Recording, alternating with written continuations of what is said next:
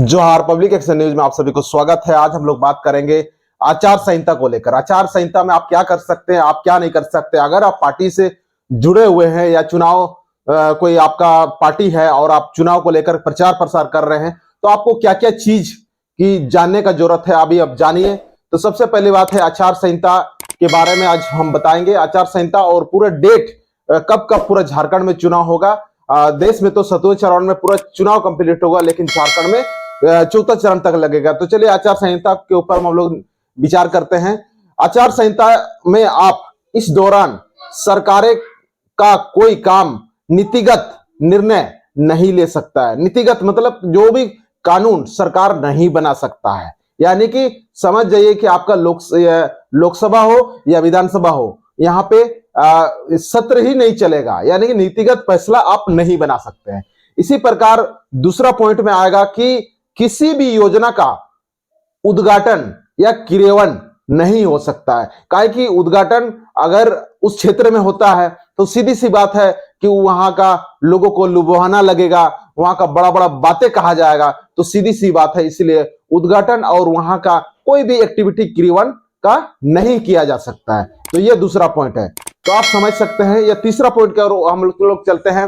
तीसरा पॉइंट यह है कि सरकारी कर्मियों का ट्रांसफर या प्रमोशन नहीं किया जा सकता है, प्रमोशन नहीं दिया जा सकता। इसलिए नहीं दिया जा सकता है काहे कि किसी को प्रमोशन का लालच दे करके चुनाव में इस्तेमाल करके वो लोगों को किसी हद तक वोट का इधर उधर करने का काम कर सकता है। इसीलिए ट्रांसफर या प्रमोशन नहीं हो सकता है, इसको भी आप लोग जान लीजिएगा। और चौथा हम लोग का ये इसी प्रकार का ये है, जो प्रचार में सरकारी वाहनों यानी कि कर्मियों का इस्तेमाल आप नहीं कर सकते हैं। मान लीजिए आप किसी पुलिसकर्मी से आपका पहचान है, लेकिन आप उस पुलिसकर्मी को इस्तेमाल कर रहे हैं। मान लीजिए किसी एसडीओ वीडियो का आपका पहचान है, आप बोलेंगे कि ये काम कर दीजिएगा, इस प्रकार काम दीजिएगा, लेकिन अगर आप पकड़ा जाते हैं तो सरकारी पदाधिकारी भी सस्पेंड होगा और आपको जो जो जो राजनीतिक दल उसका काम कर रहे थे उसको भी नोटिस जारी किया जाएगा।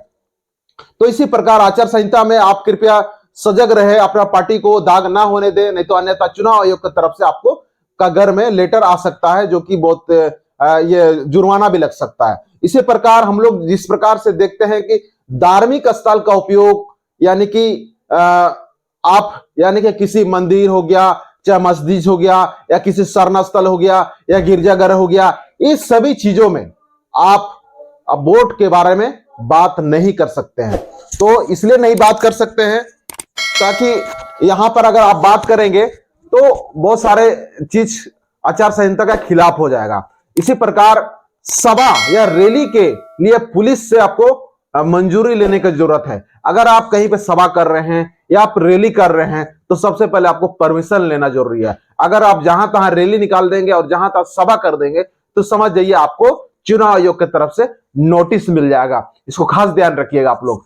और इसी प्रकार अगला पॉइंट हम लोग समझते हैं कि किसी व्यक्ति के दुकान, घर, जमीन या फिर सरकारी बिजली के खंभों या अन्य जगह पर आप अपना चुनावी पोस्टर नहीं लगा सकते हैं। सबसे बड़ी बात, पहले बात यह है कि सरकारी चीजों में तो आप बिल्कुल भी नहीं लगा सकते हैं। अगर किसी के घर दुकान में तो आपको अनुमति अगर आप लेते हैं तो जरूर लगा सकते हैं, लेकिन सरकारी जो भी जितना है, खंबा हो गया, बिजली खंबा हो गया, चाहे अन्य रोड हो गया, किसी ये सारा सार्वजनिक या सरकारी स्थल पर आप नहीं लगा सकते। इसी प्रकार आगे हम लोग बात करते हैं कि बिना मंजूरी के या पोस्टर बैनर भी आप नहीं लगा सकते हैं। इसी प्रकार ये चुनाव का आचार संहिता का कुछ पॉइंट आप लोगों को बता दिए हैं। आगे हम लोग बात करते हैं कि देश में कितने स्तर में चुनाव होगा। तो पूरा भारत देश में 7वें चरण पे चुनाव कंप्लीट हो जाएगा। तो 7वें चरण पे अगर चुनाव कंप्लीट हो जाता है तो सबसे पहली बात है कि हम आप झारखंड का बताएंगे।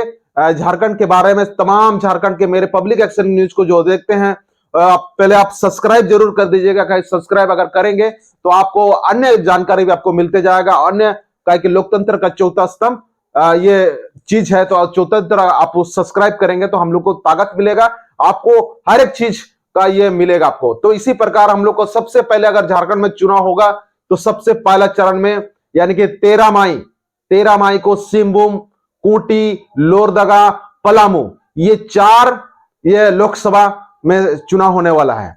आप लोग समझ सकते हैं। जो खूंटी या सिंहभूम, पश्चिमी सिंहभूम, लोहरदगा, पलामू, अगर आप हैं तो 13 मई को वोट डालने के लिए तैयार रहें। आप सबसे अच्छा नेता को वोट डालने के लिए रेडी रहें। इसी प्रकार आगे हम लोग चलते हैं दूसरा चरण की ओर। 20 मई सुन लीजिएगा, 20 मई छतरा, हजारीबाग, कोडरमा, ये तीनों लोकसभा क्षेत्र आप लोग भी तैयार रहिएगा 20 मई को। इसी प्रकार अगला 25 मई को तीसरा चरण का हम लोग बात करते हैं, जो 25 मई को गिरिडीह, रांची, जमशेदपुर, धनबाद, आप लोग 25 मई को वोट दे सकते हैं। अगर इस प्रकार चौथा चरण जो झारखंड का 1 जून को होगा, जो कि राजमहल, गोड्डा, दुमका, इसी प्रकार हमारा झारखंड में चौथा चरण में हमारा वोट कंप्लीट हो जाएगा। और इसी प्रकार वोट कंप्लीट हो जाएगा तो इसी को लेकर के हम लोग बात करते हैं। और देश का चुनाव 7वें चरण पे होगा, पूरा कंप्लीट चुनाव। और इसी प्रकार 3 जून को हम लोग का देश का यानी कि लोकसभा का पूरा रिजल्ट आ जाएगा। और उसके बाद दूसरा प्रधानमंत्री बनेगा, दूसरा जो केंद्रीय कैबिनेट का जो है, केंद्र का जो अभी केंद्रीय मंत्री है, सारे चेंज हो जाएंगे। इसी के साथ आचार संहिता एवं चुनाव को लेकर आप सभी को पब्लिक एक्शन न्यूज में आप सभी अंतिम तक देखने के लिए और इस वीडियो को जन जन तक शेयर कीजिए, ताकि सारे चीज आचार संहिता के बारे में पता रहे, डेट का बारे में पता रहे। इसी प्रकार का जागरूकता हम लोग आप लोगों को देते रहेंगे। तो पब्लिक एक्शन न्यूज बने रहने के लिए जनता की आवाज है, आपकी आवाज है। इसी प्रकार सब्सक्राइब करते हुए, इस न्यूज को आगे शेयर करते हुए आपसे हम लोग विदा लेते हैं। पब्लिक एक्शन न्यूज में पुनः ब्लास्टर करे आपसे विदा लेता है। धन्यवाद।